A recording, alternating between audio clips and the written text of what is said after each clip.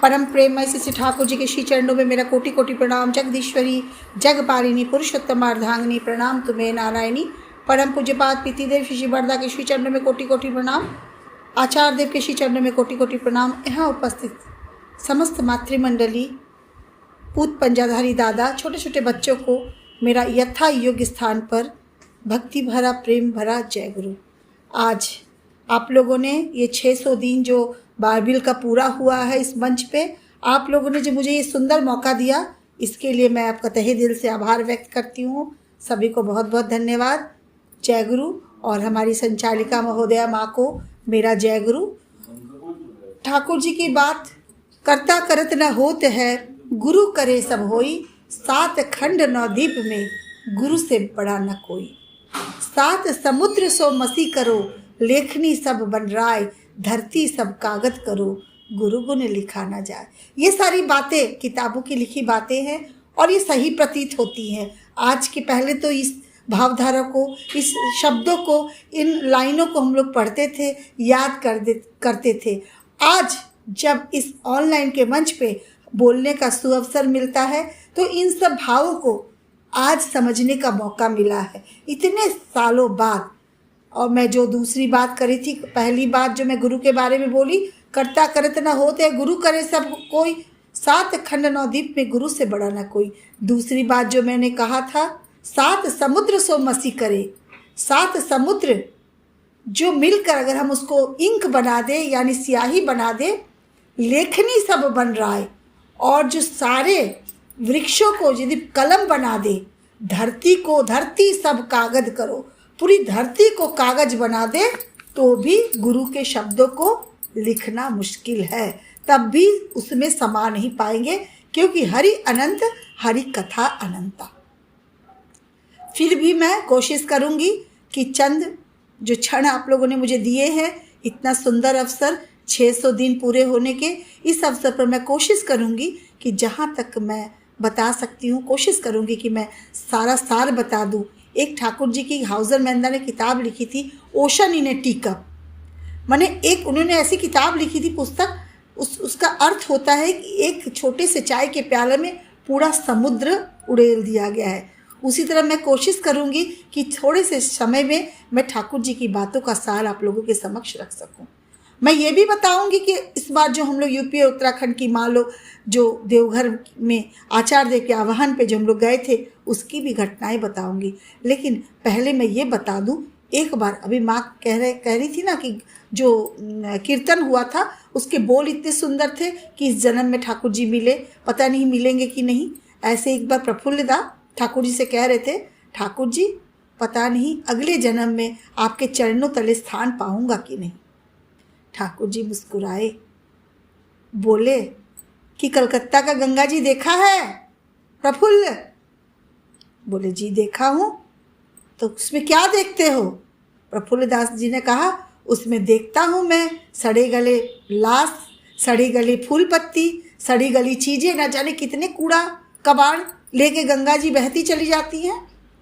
तो ठाकुर जी कह रहे हैं, मुस्कुराते हैं, कहते यही तो बात है कि ये सारे कूड़ा कबाड़ को लेके गंगा पवित्र है, और बहते हुए जब महासमुद्र में मिल जाती है तो इस सारे जो सड़े गले चीज़ें हैं ये सब विलीन हो जाते हैं और बसता है गंगा जी का शुद्ध पानी। उसी तरह हमारा जीवन भी है, प्रभु के चरणों में जरूर स्थान मिलेगा अगर हम इस तरह चलते हैं। ठाकुर जी इस तरह चलते हैं। ठाकुर जी के लिए हम एक एक मनुष्य महत्वपूर्ण महत्व रखते हैं। हमारे लिए मनुष्य महत्व रखे या ना रखे, लेकिन हमारे पुरुषोत्तम के लिए ठाकुर जी के लिए हम व्यक्ति बहुत महत्व रखते हैं। आचार्य देव कह रहे थे, इस बार जो हम लोग गए थे यूपी और उत्तराखंड की माँ लोग कह रहे थे कि आप लोग जब मंच पे जाते हो तो इतनी बड़ी बड़ी बातें, ठाकुर जी ने ये किया, ठाकुर जी ने वो किया, ये सब तो ठाकुर जी ने किया, क्योंकि वो पुरुषोत्तम है, वो भगवान है, वो गॉड हैं। आप लोगों ने क्या किया? आप लोग अपनी बात क्यों नहीं रखते हैं कि आप लोगों को ठाकुर जी को पकड़ के आपने क्या किया, आपने क्या हासिल किया, आपके जीवन में कैसा परिवर्तन आया, कैसा चमत्कार आया। इन सारी बातों को आप लोग मंच पे रखा करो। ठाकुर जी ने जो किया वो तो भगवान थे, उन्होंने किया, लेकिन हम लोग क्या कर रहे हैं। सही कह रहे थे वो कि हम लोग क्या कर रहे हैं और हम लोगों के जीवन में ठाकुर जी की क्या उपलब्धि है लेने के बाद। कहते हैं ना, हम लोग कहते हैं ना कि सतयुग खत्म हो गया, कलयुग चल रहा है। ऐसा नहीं है। अगर हमारे घर में सही समय से इष्टवृत्ति हो रहा है, अगर सही समय से यजन याजन हो रहा है, सही समय से ठाकुर जी की पूजा हो रही है, दोनों टाइम प्रार्थना हो रही है और जो शुभ बेला पे ब्रह्म मुहूर्त में इष्टवृत्ति हो रही है, तो हमारे घर के अंदर कलयुग कहाँ है। हमारे घर के अंदर तो सतयुग है। हाँ, कलयुग बाहर दरवाजे पे जरूर बैठा है कि जैसे ही हम बाहर निकले कलयुग हमको पकड़ के खा जाएगा, लेकिन हम ऐसा मौका ही नहीं देंगे। हम घर को सतयुग बनाए हैं तो बाहर भी कोशिश करेंगे। हमारा घर कलयुग नहीं हो सकता है, क्योंकि हमारे घर में ठाकुर जी का वास है, ठाकुर जी का निवास है। हमारे साथ ठाकुर जी दिन रात उठते बैठते। अगर हम महसूस करने वाली बात है, अगर ना करें तब तो खैर कोई बात ही नहीं है। ठाकुर जी सारे लोगों को दुख ही तो हरते हैं और आज भी हर रहे हैं। इसको हम लोग क्षण क्षण जो महसूस करता है वो महसूस करता होगा। एक बार की बात है, ठाकुर जी कहते हैं हम लोग काल सर्प योग के लिए, दोष छुड़वाने के लिए न जाने कितने महामृत्युंजय यज्ञ कराते हैं और कहाँ कहाँ जाते हैं इस योग से मुक्ति पाने के लिए। एक बार ठाकुर जी के आश्रम में एक छोटा बच्चा बहुत शैतान था। बच्चे कई बार शैतानी करते हैं, उसकी शैतानियाँ चरम सीमा पर थी। कभी वो क्या करता था, किसी के घर में कॉकरोच लाके छोड़ देता था, कभी मेढक लाके छोड़ देता था, कभी छिपकली लाके छोड़ देता था। ऐसे ही बच्चों को, सब बड़े लोगों को वो डराता था। ऐसे ही एक दिन ठाकुर जी के पास शिकायत आई, ठाकुर ये बच्चा तो दिनों दिन बदमाश होता जा रहा है, दिनों दिन बहुत इसकी जो बदमाशियाँ बढ़ती जा रही हैं, हम लोग बहुत त्रस्त हो गए हैं, क्या करें। ठाकुर जी ने कहा उस बच्चे को मेरे पास लेके आना। उसकी माँ उस बच्चे को लेकर ठाकुर जी के पास पहुँची। ठाकुर जी के दरबार में जब पहुँची तो ठाकुर जी ने कहा सामने नीम का पेड़ जो दिखाई दे रहा है वहाँ बच्चे को ले चलो। उक्त माँ ने उस बच्चे को वहाँ ले गई। ठाकुर जी ने नीम की एक पतली सी टहनी तोड़ी और बच्चे को मारना शुरू कर दिया। इतना मारा बच्चे को, इतना मारा कि बच्चा खूने खून हो गया। उसके हाथ पैर से खून निकलने लगा। लोग सोचने लगे ठाकुर जी जब जो किसी को एक अपशब्द नहीं बोलते थे, वो बच्चे को मार कैसे रहे हैं। ठाकुर जी ऐसे कैसे बदल गए हैं। ठाकुर जी कुछ नहीं बोले। ठाकुर जी सबके भावों को समझ जाते थे। ठाकुर जी कुछ नहीं बोले, वापस अपने पार्लर में आ गए। दूसरे दिन जब वो बच्चा को बुलाया गया ठाकुर जी के दरबार में, वो ठाकुर जी के पास पार्लर में उस बच्चे को लाया गया, तो ठाकुर जी ने पूछा बताओ बेटा, बताओ तुम अब क्या करने वाले थे। इतना दिन तो तुम छिपकली और कॉकरोच ये सब छोड़ा, लेकिन अब तुम क्या करने वाले थे। लड़के ने कहा अब मैं वहाँ एक बिल है, उसमें एक भयंकर सांप रहता है। अब मेरे दिमाग में ही चल रहा था कि उस सांप को निकालूंगा और लोगों के घर घर छोड़ूंगा। ठाकुर जी मंद मंद मुस्कुराए, बोले जानती हो माँ, इस बच्चे को सर्प डसने का दोष था, सर्प दोष था, सर्प योग था। उसी समय इसको बच्चे को ये सांप काटता और ये बच्चा खूने खून हो जाता। इसके सर्प दोष को इसीलिए मैं मारा ताकि इसका सर्प दोष पहले ही दूर हो जाए। तो ठाकुर जी ऐसे रक्षा करते थे लोगों को, ऐसे सारे ग्रह दोष दूर करते थे। ठाकुर जी बोले ठाकुर जी आप पुरुषोत्तम राम के रूप में आए, कृष्ण के रूप में आए, अब आए हो तो अब किसका वध करोगे। ठाकुर जी ने बोला राम के रूप में आया था तो बहुत आसान था, रावण को मार दिया। एक रावण था उसको मैंने मार दिया। कृष्ण के रूप में आया, वो भी आसान था, मैंने कंस को मार डाला। लेकिन अब इस युग में जब मैं आया हूँ तो सबके विचारों में रावण कहीं नहीं है, सशरीर कहीं नहीं है, न शरीर रूप में कहीं नहीं देखेगा, लेकिन लोगों के विचारों में, लोगों की भावनाओं में, लोगों के दिमाग में रावण और कंस दोनों रहते हैं। रावण कंस सबके दिमाग में रहते हैं, लेकिन इसको हम परिचालित जिसको करेंगे वही हमारे शरीर से उभर जाएगा। इन भावनाओं को कम करने के लिए, इन भावनाओं को मारने के लिए रावण और कंस की भावनाओं को, विचारों को खत्म करने के लिए मैं दीक्षा का कार्यक्रम लाया हूँ। इनकी जो भावनाओं को मैं अच्छे कर्म में मोड़ के राम और कंस का वध करना चाहता हूँ। नहीं तो राम और कंस इस समय और भयंकर हो गए हैं। घर घर में लोगों के दिमाग में राम और कंस है, और मैं कैसे दूर करूँगा? ऐसे कैसे घर घर जाऊँगा? कोई चाचा के रूप में, कोई मामा के रूप में, कोई ताऊ के रूप में, कोई भाई के रूप में, कोई पिता के रूप में रावण और कंस इस समाज में, इस वातावरण में विद्यमान है। मैं कैसे सबको मारूंगा? इनकी भावनाओं को मुझे खत्म करना है। इन भावनाओं को खत्म करने के लिए ठाकुर जी ने दीक्षा की बात कही। दीक्षा मानो दक्ष करती, प्रीत दीप्त करे प्राण, कूट कौशली अनुशीलन में, कृति तीर्थ में कराए स्नान। ठाकुर जी छोटी छोटी बातों के माध्यम से पूरा जो सार हम लोगों को दे के गए हैं। दीक्षा मानो दक्ष करती, दीक्षा से हमें दक्षता प्राप्त होती है। प्रीत दीप्त करे प्राण, कूट कौशली, और हमको तीर्थ स्थान का भी यही स्नान कराती है दीक्षा। तो दीक्षा लेना हमारे जीवन में अनिवार्य है। लेकिन कैसे, किसकी दीक्षा ली जाए और किसको छोड़ा जाए? और दिन पर दिन मैं देखती हूँ कि रोज़ आप फेसबुक खोलिए, गूगल खोलिए, यूट्यूब खोलिए, बाबा की भरमार लगी है, कथावाचक की भरमार लगी है, चमत्कारी बाबाओं की भरमार लगी है। ऐसे में हमारा द्वंद्व इतना बढ़ जाता है कि हम किस दिशा में जाए कि हम भ्रमित ना हो। लेकिन इतना सारा द्वंद्व चलता है कि हम कभी डगमगा जाते हैं, भ्रमित हो जाते हैं। एक दीदी है, यहीं कानपुर में रहती हैं, रूबी उनका नाम है। उन्होंने एक दिन मुझे कहा, दीदी उनके पति, उनके सास ससुर ठाकुर जी को कोई भी नहीं मानते हैं, लेकिन वो दीदी अकेले ही ठाकुर जी को लेके चलती है। देखिए, हम लोग कहते हैं ना कि हमारे घर नहीं मानते हैं जी, हम कैसे इष्टवृत्ति करें, हम कैसे, कुछ नहीं। अगर आपके अंदर की भावना रहेगी, आपके अंदर में ठाकुर विद्यमान रहेंगे, तो ठाकुर ही आपको वो रास्ता दिखाएंगे और चमत्कार करेंगे आपके जीवन में। जैसा मेरे जीवन में भी ठाकुर जी ने किया था कि मैं एक अदीक्षित के घर में भी शादी होकर आई, और कैसे माहौल बदल गया, कैसे वातावरण बदल गया कि वहाँ दीक्षा ही नहीं हुई, स्वस्थता ही नहीं हुई, पंजाधारी लोग बने। मेरे हस्बैंड जो अदीक्षित थे, आज वो एक पंजाधारी हैं। 15 साल 20 साल हो गए उनको पंजाधारी हुए। तो हम लोग, माँ लोग सब कुछ कर सकते हैं, जैसा कि वर्तमान आचार्य देव भी हमको यही बता रहे हैं कि माँ में बहुत शक्ति है। तो ऐसे ही बात है कि हम लोगों में इतनी शक्तियाँ भरी पड़ी है, लेकिन हम लोग को उसको शक्तियों को चैनलाइज करना है, हम लोग को शक्तियों को उनको आगे बढ़ाना है, अपनी शक्तियों को पहचानना है।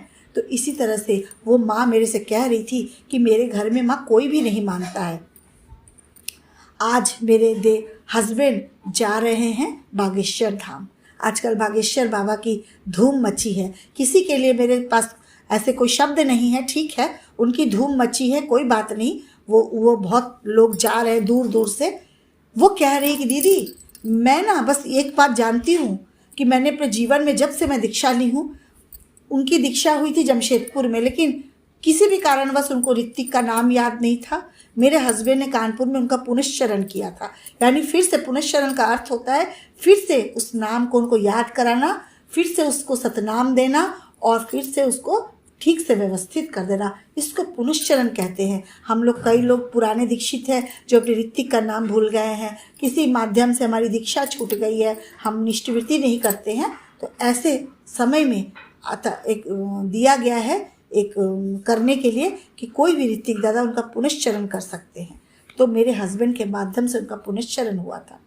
तो वो बताती है कि दीदी मेरे पति रोज गुरु बदलते हैं, रोज, बस ठाकुर जी पर विश्वास नहीं है और ना जाने सारी देवी देवताओं पे, सारे गुरुओं पे विश्वास है। लेकिन वो कहती हैं कि मैं भी देखती हूँ इस घर में, मैं भी जानती हूँ कि ठाकुर जी को आए 135 वर्ष हो गए, आज तक ठाकुर जी के दामन में एक जैसे चल रहे हैं, अनवरत उनकी कथा, उनका जो प्रचार प्रसार है, उनका जो आश्रम है, बिना व्यवधान के, बिना एक रुकावट के चल रहा है। और ठाकुर जी तटस्थ है, ना एकदम मशाल की तरह जल रहे हैं, ना बुझ रहे हैं। ठाकुर जी तटस्थ है अपनी बातों को लेकर। और ना जाने कितने आ गए, कितने बाबा लोग आए और चले गए। और किसी का अता पता भी नहीं है, लेकिन हमारे ठाकुर जी तटस्थ हैं। उनको इतना विश्वास है उस गंभीर परिस्थिति में, उस घर में न जाने कितने दोष हैं, उन दोषों के बीच वो दीदी कहती है कि मैं तटस्थ हूँ ठाकुर जी की तरह। ठाकुर जी जैसे तटस्थ है वैसे ही मैं हूँ, बस मुझे ठाकुर जी को देखना है, ठाकुर जी को मानना है। मैं बोली बहुत अच्छा कर रही हैं। और ये भी आपके पति और सास ससुर भी कभी ना कभी ठाकुर जी, जिसको एक बार ठाकुर जी को जो अपनी एक उंगली दे देता है तो ठाकुर जी उसको जीवन भर नहीं छोड़ते हैं। आज नहीं तो कल, कल नहीं तो परसों, परसों नहीं तो नरसों वो घूम फिर के ठाकुर जी के श्री चरणों में जरूर आएंगे।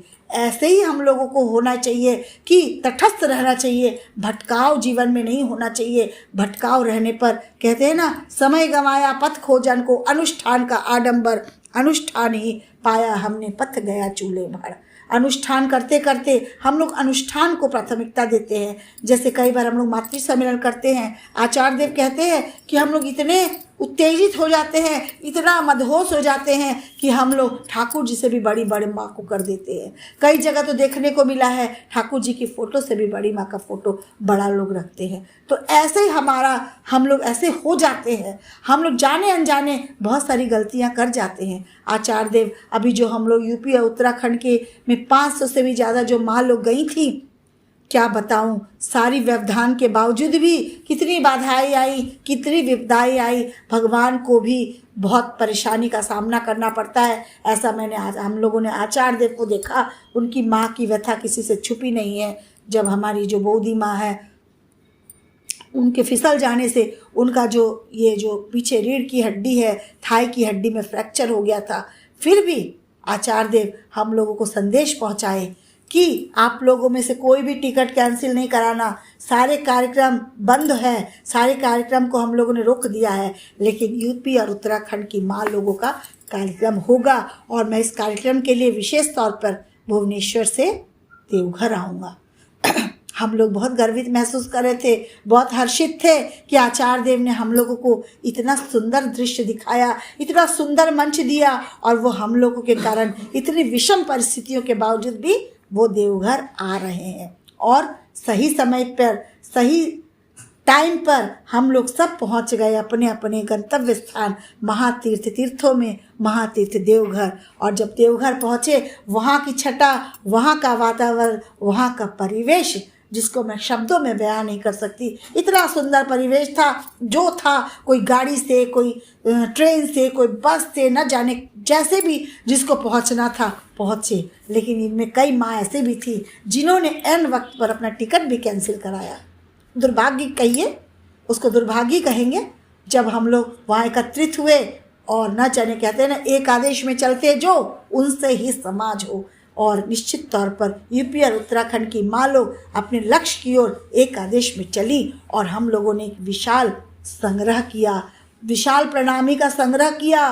कोई कहीं से, कोई कहीं से, कोई कहीं से, कोई कहीं से, लेकिन सब मिलकर हम लोग, जो छोटी छोटी नदियाँ थे, सब मिलकर महासमुद्र में आके मिल गई और एक विशाल संग्रह हम लोगों ने किया। आचार्य देव आए अपने जो समय से वो आए।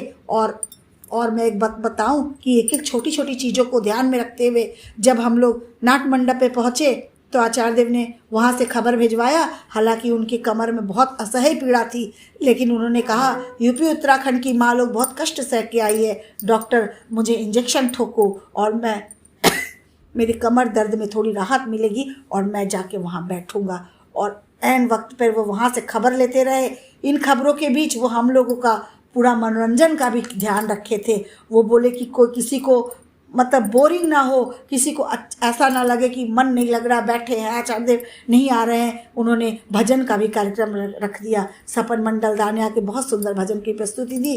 गंतव्य समय पे अब आचार्य देव आए और आचार्य देव के आते ही जो छटा, जो परिवेश, जो वातावरण की सृष्टि हुई, चारों तरफ शंखनाद शंखनाद शंखनाद और चारों तरफ वंदे पुरुषोत्तमम गूंज उठा और सभी डिसिप्लिन में बैठे रहे। और इसी को तो कहते हैं डिसिप्लिन, डिसाइपल कहते हैं। सुंदर परिवेश की सृष्टि हुई। आचार्य देव ने हम लोगों को, संक्षेप में मैं बताऊंगी, मेरा समय सीमा समाप्त हो रहा है। वो आचार्य देव ने सबको कहा कि अब डीपी वर्ष का समय है। इस समय डीपी वर्क पे, दीक्षा पत्र के कार्यक्रम पे बहुत जोर दिया जा रहा है, बहुत ज़्यादा। आचार्य देव ने भी हमको वही बात कही। उनकी कही बातें बहुत कठिन थी लेकिन नामुमकिन नहीं थी। उन्होंने कहा कि आपको कोई अपशब्द भी कहे तो आप कभी बुरा नहीं मानना। ये है ना कठिन, 2 शब्द जब हमको कोई अपशब्द बोलता है तो हम 5 शब्द उसको अपशब्द बोलने के लिए आतुर रहते हैं। लेकिन उन्होंने कहा कि तुम उनकी बातों अपशब्द को नहीं लोगी तो तुमको कोई देगा ही नहीं।